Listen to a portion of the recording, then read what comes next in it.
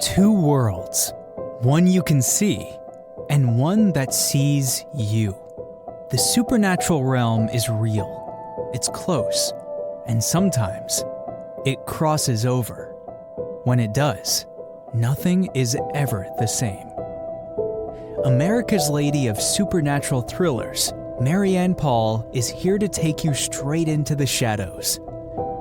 This is Real Ghost Chatter. True tales from the other side. Let's begin. Hello, friends, and welcome back to Real Ghost Chatter. I'm Marianne Paul, and I am so glad you are here with me today. I want to start with a question, which I'd like you to sit with for a moment. If you were murdered and the person who did it walked free, and the police had no leads, no suspects, and no hope of ever finding him or her, how far would you go to be heard? How far would you go to see justice done? The story I am going to tell you today is one of the strangest and best documented cases in American criminal history. It happened in a real city, a real hospital, and in front of real detectives who wrote it all down. It went to a real courtroom. And it begins with a quiet, refined woman who came to this country to study music and who, according to the people closest to this case, came back to name the man who killed her. This is the story of Teresita Basa. And this is the voice from the grave.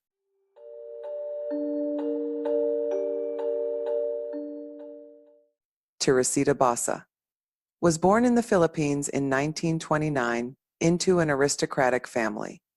She was educated, cultured, and, above all, musical. She came to the United States in the 1960s to study music, and she earned a master's degree. She was the kind of woman who gave free piano lessons to the children in her neighborhood simply because she loved to. To pay her way, she became a respiratory therapist at Edgewater Hospital in Chicago. By the winter of 1977, she was 48 years old, living alone in a high-rise apartment near the lake. Teresita was a quiet, private person, and the very last one you would ever expect to become the victim of a brutal crime. This was a woman of grace and learning who could have done anything with her gift and still chose the steady, humble work of helping sick people breathe. She kept to herself. She did not chase attention. She filled her hours with music and with service. There was nothing in her quiet life that pointed toward violence. On the evening of February 20th, 1977, Teresita finished her shift and went home. She had dinner. From reports, the telephone rang twice that evening. The first call, a little after 7 o'clock, touched on the sale of some tickets. The second call, around 7:30, was with a friend named Ruth, and it lasted about 20 minutes. During that conversation, Teresita mentioned, almost in passing, that she was expecting a man to come by her apartment later that night. She did not say who, and she did not say why. She hung up the phone. Within the hour, she was dead.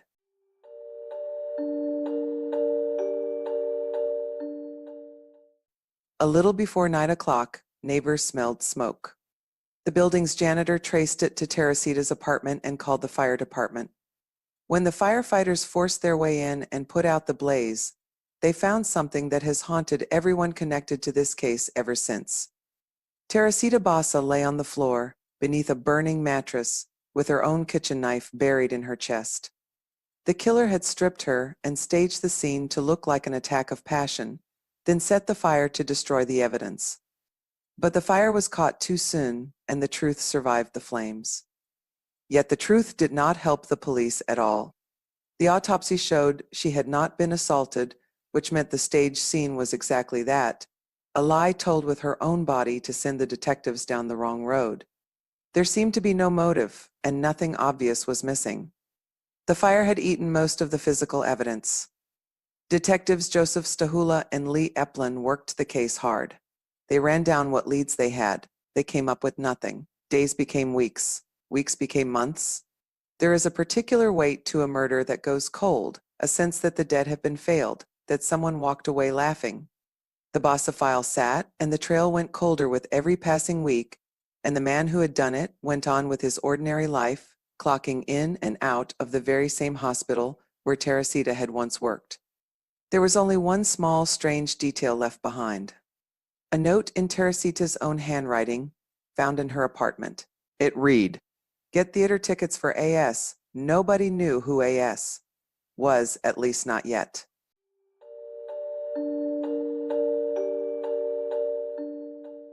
6 months passed. Then, in August of 1977, Detective Stashuler received a message he did not know what to do with. A doctor wanted to speak with him about the Basa case. A doctor named Jose Chua. Stashula and Eplin drove out to Evanston and sat down with Dr. Chua and his wife, Remibias, who everyone called Remy. Remy was also from the Philippines. She was also a respiratory therapist. And she had, for a short time, worked alongside Teresita at Edgewater Hospital. What Dr. Chua told the detectives was unlike anything they had encountered in their careers. He said that over the course of that summer, his wife had fallen into a trance, not once, but 3 separate times. And during those trances, a voice came out of her that was not her own. A voice with a different rhythm, a different accent. A voice that spoke in Tagalog, the language of the Philippines. And here is a detail I do not want you to miss, because it matters. Dr. Chua had not wanted to come forward. He was an educated man, a physician, and he was terrified of looking ridiculous.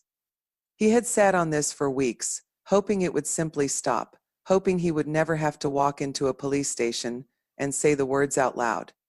He came forward only because the visits would not stop, and because, in the end, he decided that the fear of looking foolish was a smaller thing than the fear of letting a murderer go free.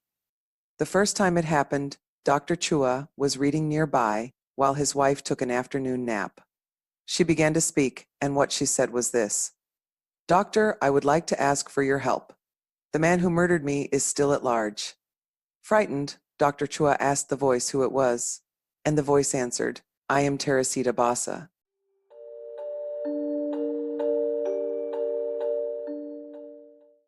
Now, Dr. Chua was a man of science, and he did not believe in such things.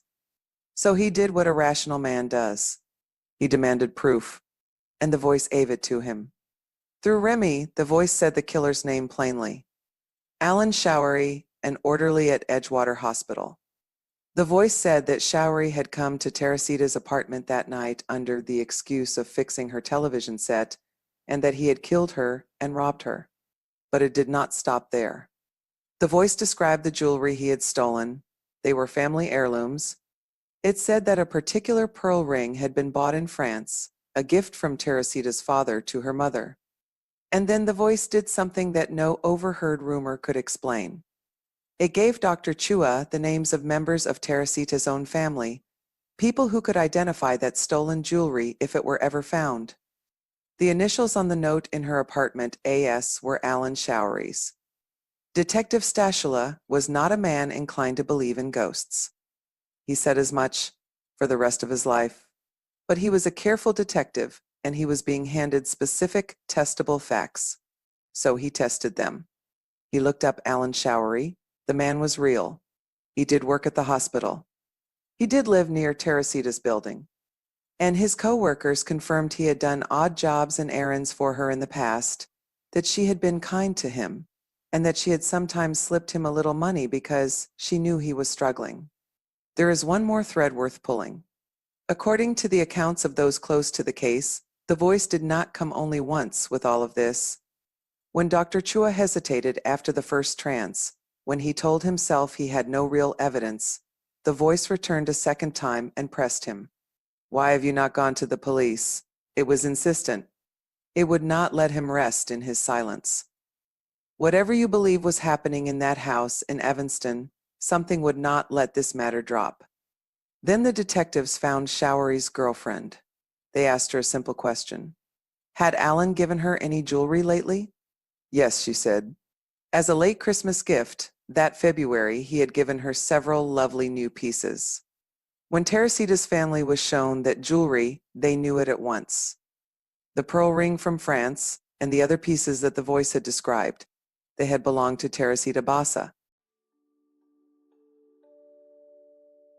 Before I tell you how this ended in a court of law, let me share something close to my heart. If you love a true story where the unseen presses right up against the everyday world, then you will feel right at home in my Raven's Cove Iconoclast series.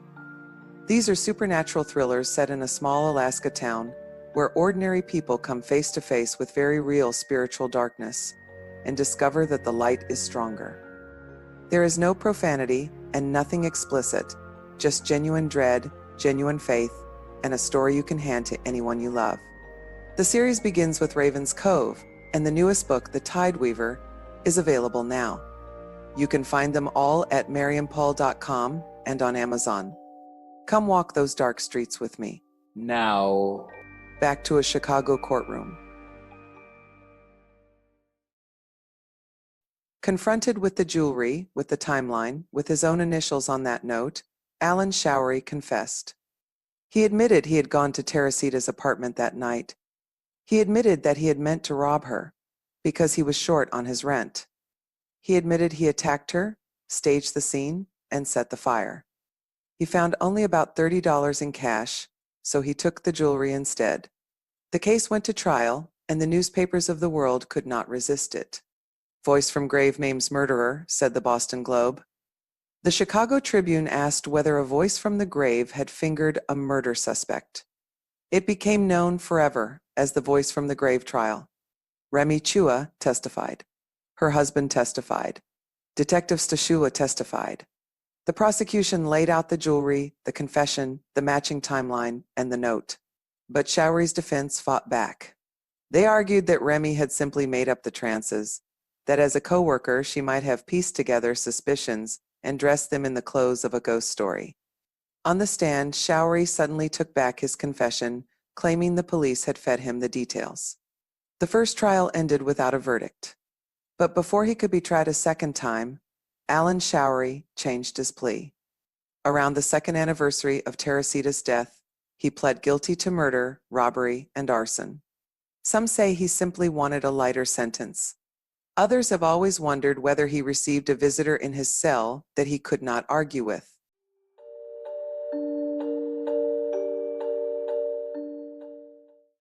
Detective Joseph Stashula gave interviews about this case for years. He never once claimed to know exactly how that information reached him. What he said was this, and I am giving you the heart of it in his own spirit. He talked to liars and addicts and criminals every day of his working life. The Chuas were educated, intelligent, honest people with nothing to gain. He wanted to solve a murder, so he listened, and he acted on what they told him. And every single thing they told him turned out to be true. That is where the skeptic and the believer must each decide for themselves.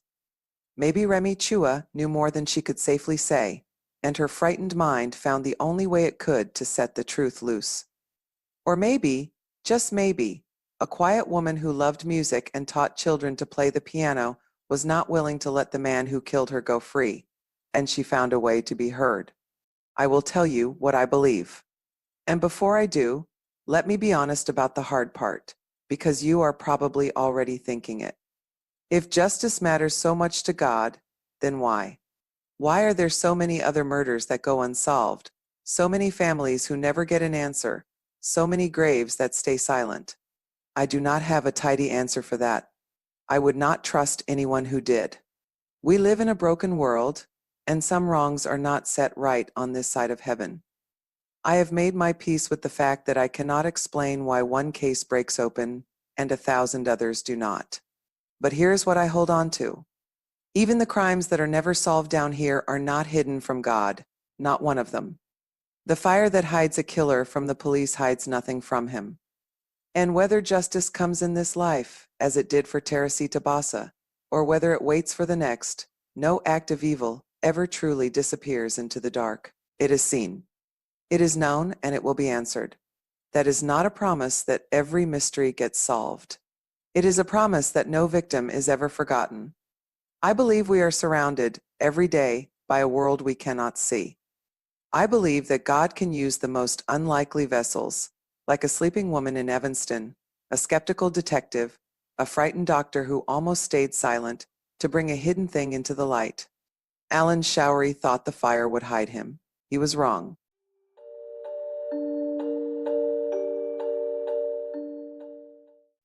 Teresita's remains were flown home to the Philippines to rest. And whatever you believe about how it happened, this much is simply true. A cold case with no leads was solved in a matter of weeks, once a doctor in Evanston finally decided he did not care about looking foolish and chose to speak. May that be a small encouragement to you this week. The truth has a way of refusing to stay buried. There is a verse I want to leave with you tonight, from the 8th chapter of Luke. For nothing is hidden that will not be made manifest, nor anything secret that will not be known and come to light. Thank you for spending this time with me. Until next time, this is Real Ghost Chatter. May God's light guide your steps even into the darkest places. The supernatural world is closer than we think. Sometimes it chills us. Sometimes it reminds us we were never alone. Two worlds, every single day. And the greatest power against the darkness has always been the light. Stay curious, stay faithful, and never mistake the darkness for the whole story. Thanks for listening. Until next time, may the sun always be on your face, the wind at your back, and the good Lord walk beside you.